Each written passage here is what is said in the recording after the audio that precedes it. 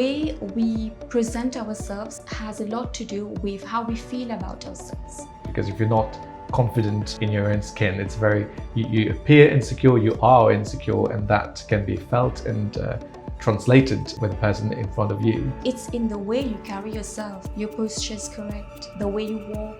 Do you look down when you walk? Your hygiene, the fit of your clothes, fabric of your clothes. Are you comfortable in it? The way you've done your hair. How do we own what we are wearing? It's the way we sit, the way we walk, the way we talk. It's a flow. Changing your appearance or working on your external appearance, a way of faking it, a way of hiding your internal insecurity.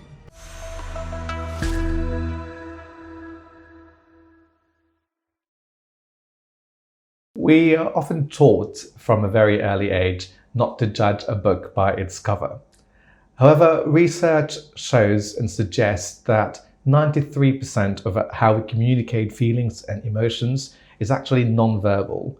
Our physical appearance, among other factors, provide cues, non-verbal cues, as regards our personality, what we think, and our professionalism, perhaps even status. And this is what I want to discuss with our guest today. Precisely, how does our image or appearance affect our communication and affect what people hear from us even before we start talking? My guest today is Taruni Ramnarain, who is the founder of Academia of Image Excellence. You're a certified image consultant. And welcome to the podcast. Thanks very much for your time. Thanks for your willingness to participate in this conversation. First of all, thank you for having me here, and I'm really glad to be here and share more about it. Great. I'm looking forward to this conversation. So Taruni, can you perhaps explain, especially for those who don't know, including myself, what does an image consultant do? What is the role and how do they help in communication? There is a perception that image consultants are only going to help you for your appearance, and it's limited to color analysis and styling. That's it. But we go much deeper when we talk about the image. Right. The image of an individual is the appearance. It starts with it. We cannot deny. Because at the moment someone looks at us, they are not going to see the heart, but the appearance. Right. When we enter a room, it's the appearance. So I always go with the ABCD of image. That is your appearance, behavior, communication, and then your digital footprint. Because we live in a digital era, and I would not recommend someone wanting to create a strong personal brand to go non-digital. Right. It's interesting you start with the ABCD. I read that from one of your interviews, I think, with Investors magazine a few months ago, I think it was. And we'll unpack a bit what you said in that interview and the ABCD that you mentioned. Before we do that, so you've explained what makes up the image of a person. So apart from appearance, although that's one of the factors, there's the behavior, the communication, and the digital footprint, as you say. How much of communication happens before we speak? It goes in a very subtle way when we are about to meet someone new, have a new encounter.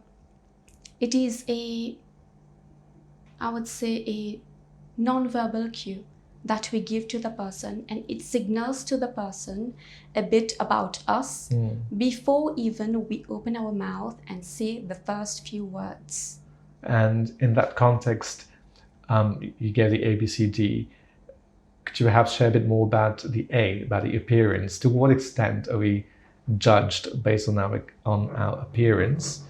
And is it a game that we need to play, or is it that we need to think about how we project ourselves in front of an audience or in front of the people we're meeting with?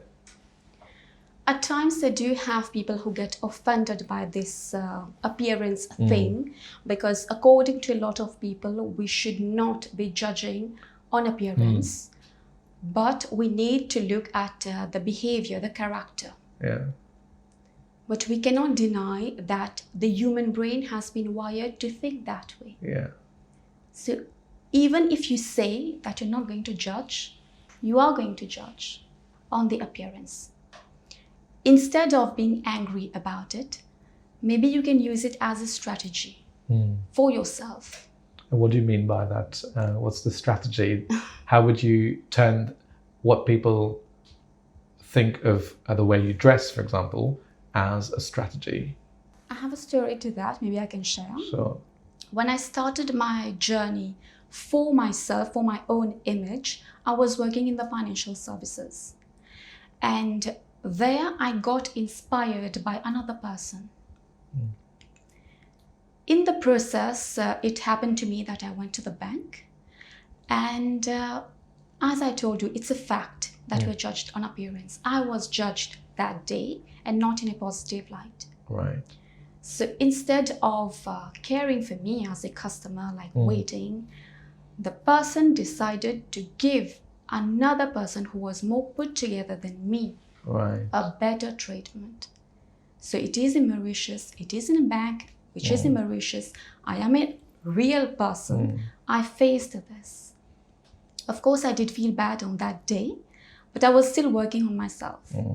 And I took some time to reflect and consciously made a critique, some feedback to myself. What do I need to work to get where I want to be? From then on, I started working on myself. I used to plan my wardrobe. What am I going to wear on which day? In fact, when someone would appreciate something about me, I would be able to say that I'm going to wear this dress maybe in 2 weeks. Because it became something that was a strategy, but at the end of the day, the more I worked on it, I embraced it as me. I developed my own style and people started appreciating this about me. I did not try to become someone else. I was myself, but an evolved version of Taruni. I happened to be a very timid and shy girl in my childhood. It wasn't easy for me, and especially, maybe you would know, when you are dressed differently, you're more put together, you get more attention and you feel more conscious.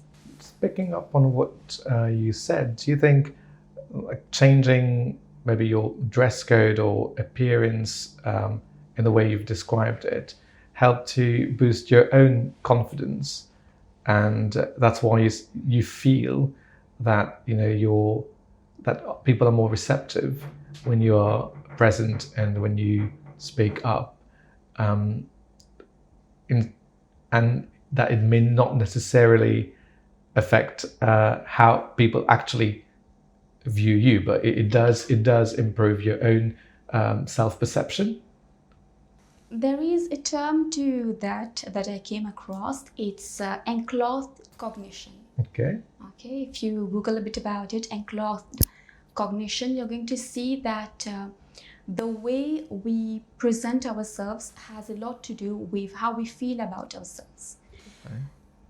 If someone tries to wear a suit, you will see the person sitting differently. Right. To try to match what they are wearing. Right. It comes from within, yes, but it takes an outer, you take a piece from the outer world, the external, to match the internal. It is more in terms of, I would say, alignment. So just to understand you correctly, you're saying that if I wear a suit, my posture changes, or the posture of the person with whom I'm having a conversation adapts to mine? The person wearing it becomes more conscious of how they are presenting themselves, and they would sit differently. So that goes to what I was saying earlier about, does that improve your self? Yes, our own self-perception. And we cannot deny that when we look good, we feel good, it changes something around us and other people can feel it. Yeah. And when other people feel it, they would not be able to put any terms on it, but maybe they want to have a conversation with you, talk to you, get to know your thoughts on certain things. It might be random, but it exists. Yeah. I think that's very interesting what you're saying, because self-confidence is so important in communication, because if you're not confident in your own skin, it's you appear insecure, you are insecure, and that can be felt and translated with the person in front of you. And I think what I understand from you is, so if you're adapting and thinking of your appearance and the way you style yourself, the way you dress, it's the important consideration there is how it makes you feel, as opposed to necessarily seeking the validation from other people, seeking that external validation. Am I getting this correctly? Yes, it starts with the self, but it is a combination of both. So perception of myself, self-perception, combined with the perception of other people. Because eventually, if I look put together, I'm going to feel it myself. It starts with me. Everything starts with us. And eventually, my surroundings are going to feel something about me, and it will reflect in the way they talk to me, in our interactions. And when you say well put together, what does that mean? Because of course, in different settings, we've got different dress codes, and even in the corporate setting, we've got dress down Fridays sometimes. We've got formal suit and tie on some days. And what does well put together mean? If I turn up in the office with a polo shirt, as many do in the business environment, would that be less put together than someone wearing a shirt and tie and suit? I guess what I'm trying to get to is there a definition of well put together? Okay. Maybe here I have heard some misconceptions around being put together. It does not necessarily mean that you need to be wearing a suit, or women should be wearing a blazer.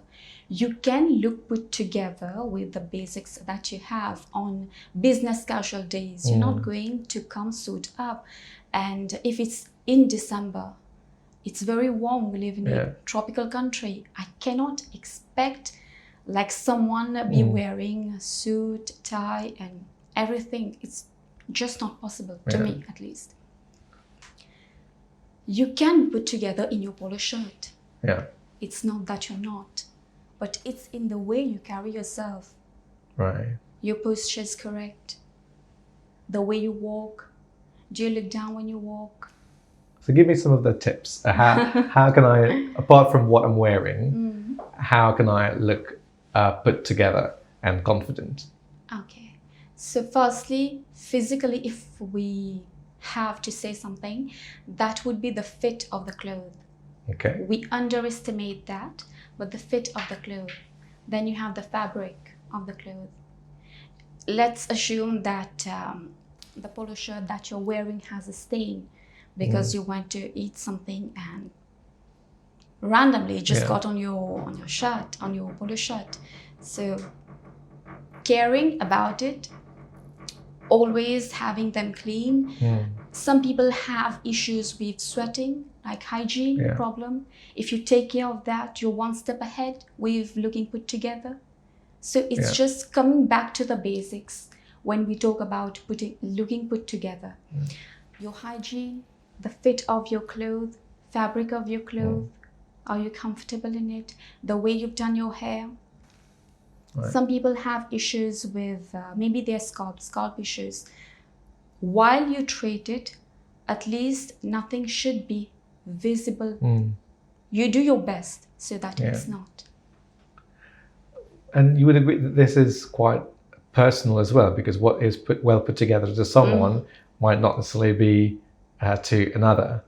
I think someone might be comfortable with a stained polo shirt and not care about a small, imperfection on them, while that might be distracting to someone else. So you're thinking, would it be that you're thinking, how am I coming across to the person with whom I'm having a conversation? Or is it, how do I feel wearing this? Or is it both? There is nothing wrong with this thing of perceptions.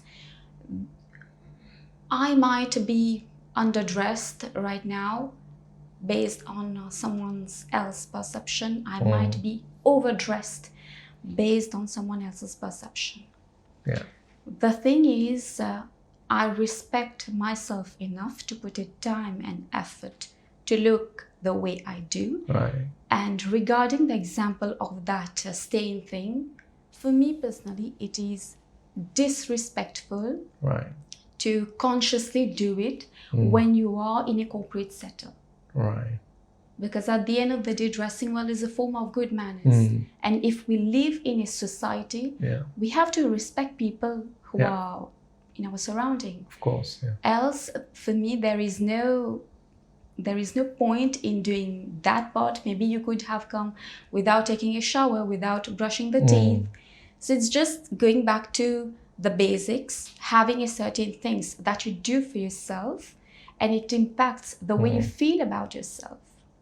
Yeah. So what you're saying is the effort you put might convey a message to the other person or to your audience about how much you care about them, because how respectful you are of them. Yeah. I mean, that comes up a lot in court, because a lot of clients would question, why they need to be properly dressed, as in have their shirt tucked inside their trousers when they are in court, and why they can't simply, be casual. And what you're saying is exactly the response that we give to them. It's about showing respect to the court. I wonder whether I can pick on something else you said a few minutes earlier. You were talking about being being put together, and you mentioned the way you walk and your tone and your posture. How do all these things help in communication? What exactly do they convey? And I don't know if you can provide some helpful advice on how can someone improve their communication style and make their communication more effective by working on those elements. Okay. Would you agree if someone comes to you like well put together, well dressed, but what the person is wearing is not suiting them? Won't it feel like the person came in disguise? You've put the dress of someone else on them. They're not looking themselves. So to look ourselves, we need to embrace what we are wearing. And then this goes on to the posture thing. How do we own what we are wearing? It's the way we sit, the way we walk, the way we talk. It's a flow.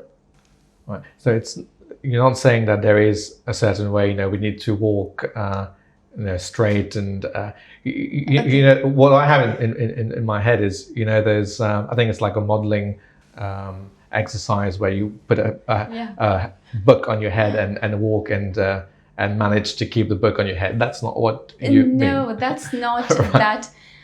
Of course, if I see someone a bit looking down and not a bit of the shoulders, here, and not being able to look at someone else to talk with confidence, of course I will tell the person, keep your spine right, correct, like straight.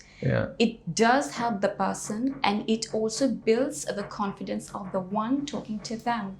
In that sense, yes, but there is no universal rule as such that you need to walk like this, you need to talk like this. No, I get what you're saying. So one would be keep your spine up and sit straight. Maintain eye contact. Eye contact. How about hand gestures? Movement? Some people talk too much with their hands, and some not enough. I don't know if there's a balance. Or I cannot control this. And it varies from individual to individual. some people feel comfortable when they use their hands. Even I use my hands, but I feel if you are dealing with people that you are less familiar, maybe you can control that. Yeah. This is where the perception of others are going to come. You can control that in terms of your hand movements to get them also into the conversation. But as such, in terms of universal rules, I think what you're saying, if I get it correctly, is there's no specific rules, but it's just being aware of being at ease in a conversation, because that puts the other person at ease, and that conveys the message that you're confident and you're engaged in that conversation. Yes, and it also brings us to the person being more authentic. Right, yeah. If you are yourself and you're able to express yourself by using the hand movements, so be it. But if I cannot tell someone who uses it a lot to control it to a point that the person does not feel like themselves. This is why when I work with people, I always ask them, what are your objectives? Why do you want to do what you're doing? Where do you want to go? I do not disguise people. I do not make them someone else. On the contrary, they become their best version. And this is a work that we continuously need to do to be able to feel good in our own skin. I wonder whether you can share common themes that come up in your conversations with clients. You said you ask those questions to people you train and coach. What is their general response, or is there any response that is recurrent from other people you've worked with? What, in terms of what is their objective? What do they want to change, or what do they want to achieve by working on their persona, if I can say, or image and appearance? I've noticed in terms of pattern, if I look over the last year that I've worked with both ladies and gentlemen, the thing is a lot of people want to put themselves out there in the dating market. Right, okay. Yeah. So this matters to them a lot, how I look, because it's like you're putting your best foot forward, just like you do for an interview. And over time, some people have missed it, or got it wrong, or not getting what they want. So they want to work on that aspect. But while doing this, they also want to level up in terms of their professional life. Maybe want to achieve a promotion, maybe to change career, industry. This happens a lot as well. But these things have been recurring for me, and people do feel that they are judged by others. They feel it in a way that they require that validation from other people. So when you reassure them that this is not what you need to give yourself that validation first. And the other people, they come second, they are secondary. It's only then that they start to change. That's very interesting, because that was, when thinking of today's conversation, I was precisely thinking how people perceive you, whether, to what extent that should matter. Because I do think, and I agree with you, that it does, we are judged on how we look, but there's probably a line to be drawn somewhere between how much you think about how people, how you're seen by people, and how you see yourself. So it's interesting to hear you say that in that conversation with your clients, your first step is to reassure them of who they are, probably, if I can term it that way, in response to their fear or their over awareness of how they're seen by people. And how do you do? I'm very interested to know, how do you proceed to that reassurance? How do you instill that confidence or build that confidence in those you're mentoring, coaching? Okay. I would take precisely a gentleman that I worked with last year. The first day he came to me, he was looking down. He was like almost intimidated by me, although he came to me for help, but he was intimidated maybe by the presence of a woman. Do you think he was it? Do you think the reason why he came to you was the intimidation? Was that was a general? It's not just with you, but Yes. okay. That's his thing. This is how he was. And he had this tendency of looking down when he walks. Right. It was something that I wanted to correct with him because he is quite tall. And tall people, especially men, have this tendency, like when they talk to other people who are like less taller, they would adjust. So when they adjust, it impacts on their posture. And then they have to see the chiropractor. Yes. So that could be one thing that we worked on. And the way he used to sit as well. He was conscious of it. He was aware of it, even for the fit of his clothing, very much aware that he's doing it wrong. He said that he has been advised by other people to do something about his appearance. And it took him a while before he could decide whether he should go on this journey, embark on it or not. Eventually, it was a progress that came over weeks. Right. And for me, it's beautiful to see this when I see people actually implementing what they are told, and when I ask them to practice, they actually do it. And in that case, his transformation, if I can use the word, was it mainly driven by how fitting the clothes were, or was it, as you referred to earlier, that sense of reassurance that they're comfortable in their own skin? It's a combination of both. Okay. I would say you reassure the person what they have to give, like what's good about them, because maybe nobody told them what's good about them. Right.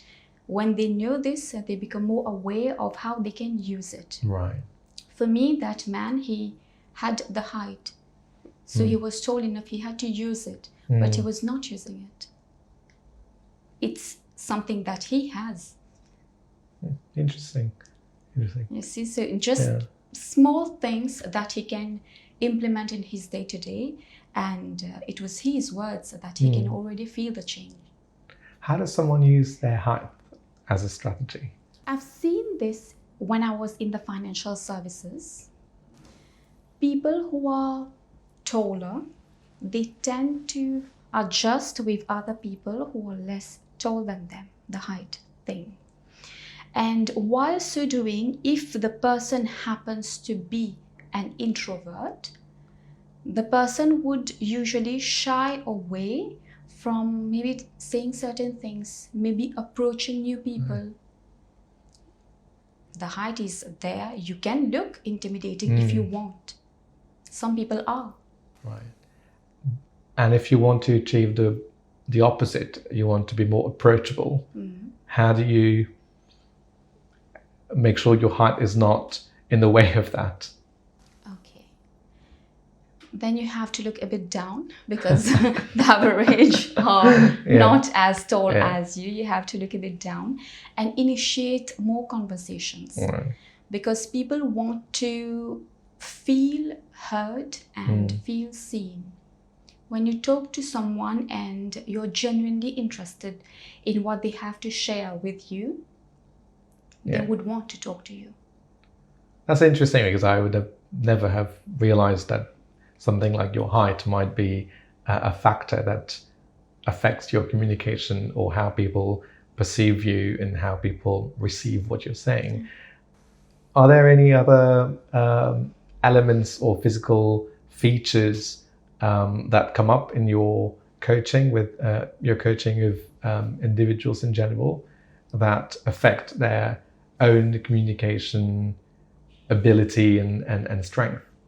Maybe now I can share for a lady, a Yeah, woman. sure. I recently met her last week.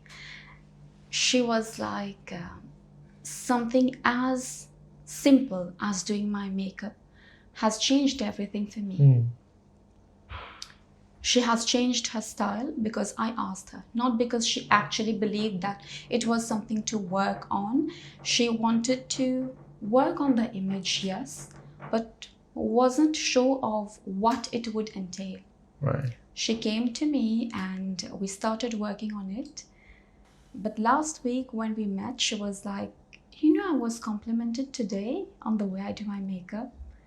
And this is something I would have never done before.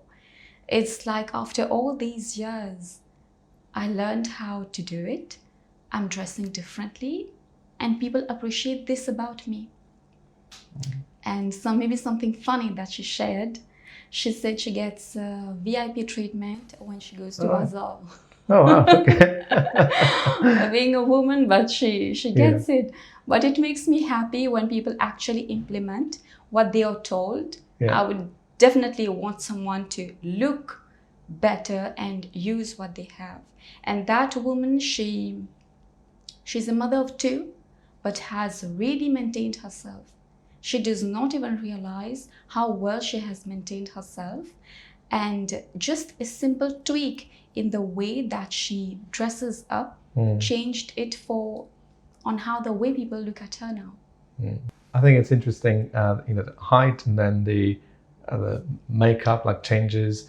And I'm just wondering, people are watching, listening to this podcast, and they might have, a whole list of physical features. And are there features in general that, just like the height of the person, that affect how they can communicate, their ability to communicate, or was that one specific, let's say, one of a rare case where your physical feature affects your communication?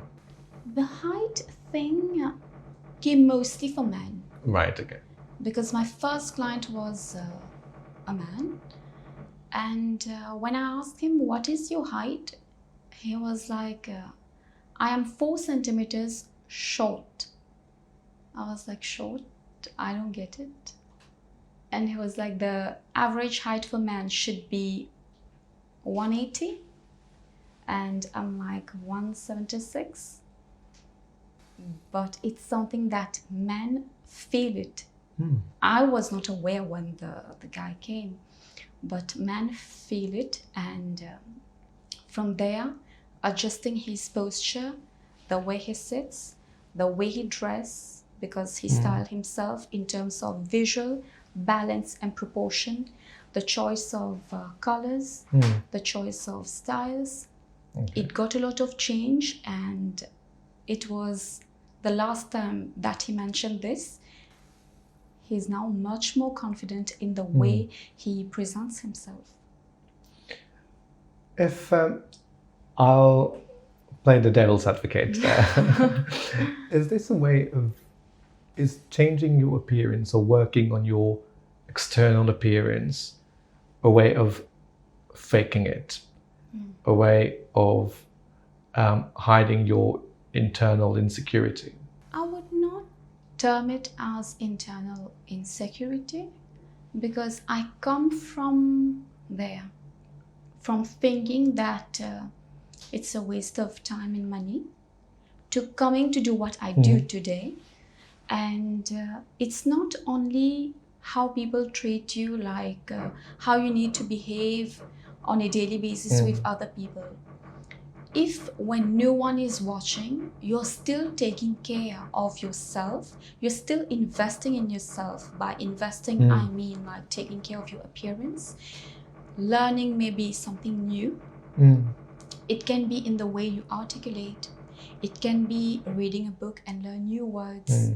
It can be traveling and talking to people you don't know, strangers. It can be anything that you do when nobody is watching you. And when you do this, it's going to reflect when you are amidst people who are looking at you for a conversation. It's going to show up. It's beyond surface level. It's Yes. yeah. It's not just how you come across to how you come across to other people. Maybe I can, for this thing Yeah. that you're saying, the appearance, there is this. I recently posted a video on social media, and some people were offended when I said you need to take care of your appearance. But there is something that maybe was triggered in them when I said this, because subconsciously we tend to associate appearance with beauty standards. I'm not saying anything about beauty standards. I'm just saying what you have. You take care of it. Yeah. No, I totally get that. I think what I have in mind is, and that goes back to what I was saying about drawing a line at some point between who you are and how you want to be seen by others, because I think there's a risk of falling in the trap of constantly thinking how other people perceive you, as opposed to just being content with how you perceive yourself, but also being content with the level of confidence that you have in yourself, so as not to constantly seek that external validation. And one thing that has always struck me is how people put a lot of thinking and effort and money in not only how they dress, but how they appear in terms of what car they drive, the size of the house, how big a party they can throw. And not that there's anything wrong in all of that. I think I'm all for enjoy your life, enjoy what you like, and make the most of what you have. But I think there's also a risk of falling into a trap of doing those things only to portray an image that doesn't necessarily reflect who you are. Does that make sense at all? And I just put it there because I wonder whether that is something that you've also seen in people who come to you with their insecurities, and whether they see dressing up the insecurity as a way to deal with them. I don't know if I will answer this question directly, but about the appearance thing, the image thing, we live in a society and we have an image to portray and to sustain. We talk on sustainability in a lot of areas. Even in your image, you have to sustain it. If it's not you, I doubt you will be able to carry it long enough to be in that game thing. It has to be you. It has to feel authentically you, how you are, the person you are. Because till date, some people can still sense it when I'm not comfortable in a networking setup. When I'm not comfortable, they know, because they've known me as the shy person. It's not going to go away because I changed the appearance. It can come and I won't know when it's going to come. But this is something that I've worked on. I want to evolve. But I will not also force myself to be part of every conversation, because I cannot. It's not me. And if this is not well perceived by certain people, I will not be able to please them. And I'm okay with being disliked. So that's like that, achieving that level of self-awareness and being happy, knowing what you like, what you don't like, who you are really, and you're not adapting who you are to just please others, whether in the way you dress yourself or just generally. You mentioned at the very start the ABCD approach you adopt, or the image consists of the ABCD: appearance, behavior, communication, and digital footprint. And as I indicated earlier, I'd really like to talk a bit more about the digital footprint, because I think what people hear from you today is already influenced by what they've read on you on Google and anything they can find on social media about you. Let's say someone is going to a job interview. They know that chances are the interviewer might have Googled them before. There's a lot that might come up on Google, positive and not necessarily, so either positive, negative, or neutral. What advice would you give to someone in terms of how they present themselves online? And I know it's a tricky question because you can't always control what goes online, but I wonder whether that comes up in your coaching. The most people who are, I would say, working on themselves professionally, they seem to be less keen to be online. Just a couple of questions before we wrap up. You mentioned that you grew up being very shy. Is there any advice you would be able to give to someone who's very shy and want to build their confidence in meetings and in the professional environment, being able to speak up, so overcome that shyness in specific circumstances where they have to stand up and speak? One thing that they can do is start practicing where it's not relevant. Right. So if they are taking the lift and they meet the lift man, they can strike a conversation just for them to get used with hearing their own voice, their own opinions. So they have an opinion, they have voiced it out, and eventually when the topic is going to come around a table in the meeting, it will be less uncomfortable. It won't be super comfortable or super confident, but less uncomfortable for you to hear your own voice and talk. Very interesting. Taruni, I think we've talked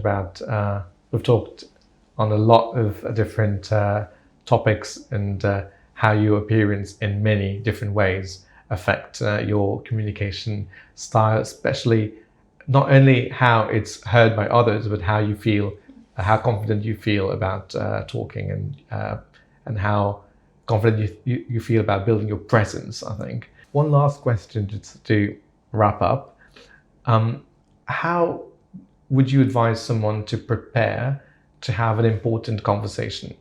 Let's say it's a job interview or a meeting, a business meeting where they have to negotiate an important deal, or just in general having they go and ask for a raise to their employer, or they're giving feedback to a junior. There's an important conversation. How can they prepare themselves, especially in terms of how can they ensure they're comfortable, at ease? How can they work on their appearance before that conversation? When I say appearance, I mean image, or how they come across. Yes. That would be to plan what you're going to wear on the eve. So you actually take out the stress out of getting dressed. Okay. On the D-Day, you're not conscious of how will this be? Do I need to iron this shirt?